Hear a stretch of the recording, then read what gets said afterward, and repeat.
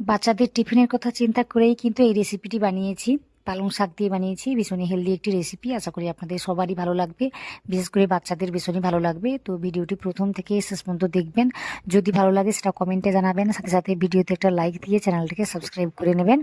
আর কোনো রকম রেসিপি দেখতে চাইলে আমাকে জানাবেন, তাহলে ওই রেসিপিগুলো সহজ করে দেখিয়ে দেওয়ার চেষ্টা করব আমি। এই রেসিপির ফুল ভিডিওটা আমার এই চ্যানেলেই আছে, দেখে নিতে পারেন। প্রতিদিনের রান্নাগুলোকে একটু রঙিন করে, নতুন করে বা আলাদা করে রান্না করে দিলেই কিন্তু ওরা বুঝতেও পারে না, খেয়ে ফেলে। তাই আজকে রেসিপিটি একটু অন্যরকম করে বানিয়েছি। আশা করি আপনাদের সবারই ভালো লাগবে। ওই যে বললাম, ভালো লাগলে অবশ্যই আমার চ্যানেলকে সাবস্ক্রাইব করে নেবেন। আর পাশে থাকা যে বেল আইকনটা থাকবে ওটাতে প্রেস করতে ভুলবেন না।